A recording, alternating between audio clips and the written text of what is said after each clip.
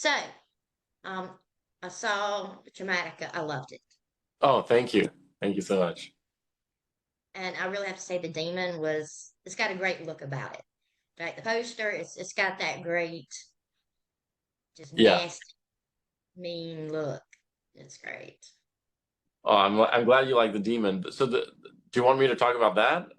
If you would, Yeah, I mean, if you talk about the yeah, design of it, yeah. So I'm really happy that people are connecting with the demon so far because initially we had a different visual for the demon, and we had something that was a little bit more grotesque, not in a good way, a little bit more like very heavier in terms of prosthetic, and it kind of looked too much like kind of like Buffy the Vampire Slayer type of like vampire, with like those eyebrows that are really too much. yeah. And it was just too much. And we wanted to kind of like keep it like a kind of a mix of a demon and a father figure, kind of like blurring the line with the character of John, the evil father in the movie. But it didn't work. And in fact, John was the character played by Sean O'Brien was so good that we were like, he's just scarier. And personally, just as a human form, we don't need to match a demonic human form of this already horrible man. So we were like, okay, so with the demon, we went into a completely different, what's it called? Direction, and we wanted to do something that echoes what people already, I think, in the horror world love. When I say that, I mean like the creatures in The Descent, for example, with those little pointy ears, bald, like those are, so perfect in terms of like horror um potential. And same thing, we love like either like the Count Orlok from the original Nosferatu, or I don't remember his name in Salem Slot, the other master vampire that I think are like those kind of like ghoulish um, designs that I think it immediately triggers something in the brain of people. Oh, that's a horror film. We have this character. That's why we actually wanted to make it like also the main visual of the film. Um, so it's funny because initially we had someone else to play the demon, but again, it didn't work. So the funny thing is, it ended up being Max who plays the demon actually, and it Okay. and it was actually very convenient because then we could, since us doing the movie, writing the movie, it was easy for it. It was like the communication was better because he was playing a demon that he knew about. Like, oh, what are we doing? So we could really then interact better on set, I think, because I had the camera, I was operating the camera, I was lighting with a little flashlight, and we were rehearsing some movements and stuff. But then there was like also a lot of improv. Like I would be like, okay, now go hide and go scare me, and I'm going to be exploring the house, and we'll see how where you pop. And some actual scares that we kept come from that. I'm just like trying to find some exit of that house, and then he pops up, and so we're really happy with how the demon turned out. In fact, we're even actually kind of flattered because a lot of thumbnails we see have like AI, like this demon made out of AI. Like some people are just like kind of like taking it and revamping it, and I think it's pretty cool. It is, and I have to say, Rebecca, the design for her makeup was fantastic choice. To keep it natural was great.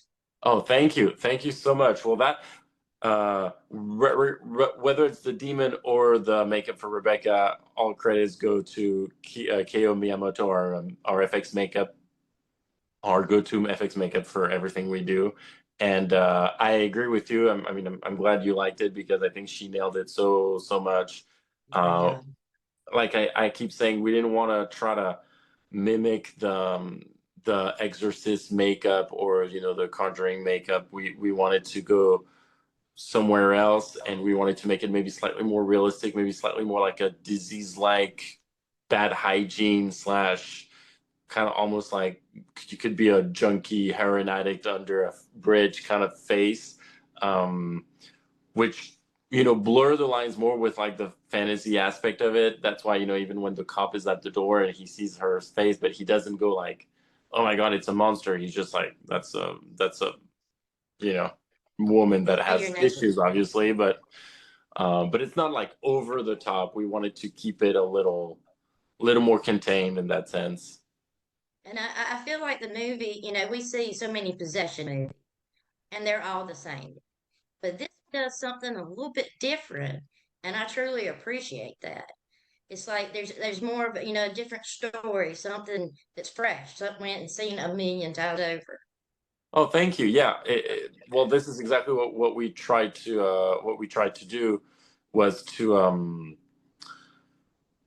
make it very different from any other. We left the religious aspect of it. There's no priest. There's no like the power of Christ compels you line. There's no like you have to have faith. It's a lot more bleak, maybe pessimistic, but it's more like you're not getting out of this kind of approach. And even in the storytelling, we wanted to make it very unorthodox. I feel like unsafe. You don't know where the story goes, and there's no like this first, second act, a third act, and then how it's going to resolve. You have no idea how it's going to resolve. So I think indie filmmaking is like the place to do that, also the place to be free and to you know take people off guard and take them some other places they would never thought they were going to go. Yeah, yeah, it's great. And India's got so much more, diversity, so much more, fresh ideas, something, like I Mm-hmm. said, we haven't seen a million times over. And Mm-hmm. that's always a wonderful thing. Yeah. Well, thank you. I'm glad you like, because these are risky choices. I feel like when we decide to make them, and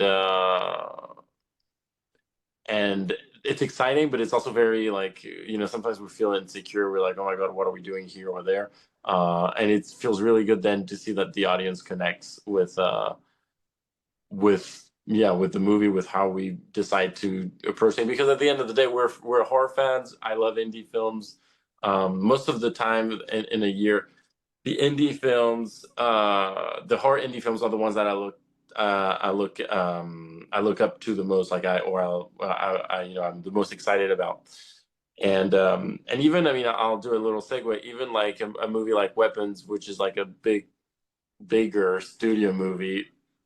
It Same with Barbarian. I think the director, he has like such a indie approach in the way he makes things. So again, that's probably why it connected so well. So big studio movies take notes, basically. All right, so if you had, no, somebody had never heard of the movie, and you had to give them 5 words to describe it, what would they be? Oh wow. Um, I would say scary, violent, uh, shocking, funny, wild. Words, good choices. Yeah, I don't know. I did my best. We'll see. So I like trying to catch people off guard with things like that. Sorry. But I thank you so much for taking the time to talk with me about your film, and I think people are really going to like it. Oh, thank you. Thank you so much, Kelly. Thank you. You have a good day. You too. Bye. All right. Bye.